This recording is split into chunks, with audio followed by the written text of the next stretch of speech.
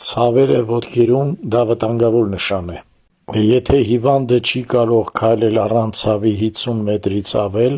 դա կարող է լինի զարկերակների խցանող հիվանդության նշան։ Արյան հոսքի նվազումը ծնկից ներքև և դեպի ոտնաթաթեր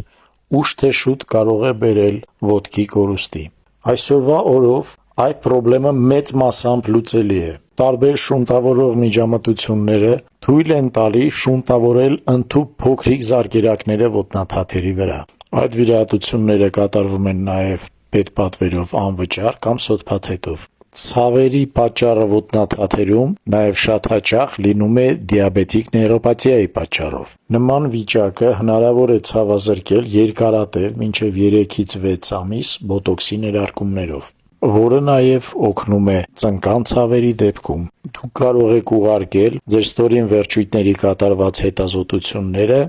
և ես կարող եմ ասել պետք է ձեզ միջամտություն, թե ոչ։ Գրանցվել խորհրդակցության համար և ցավազրկման համար դուք կարող եք հեռախոսով, որը ստորին նշված է։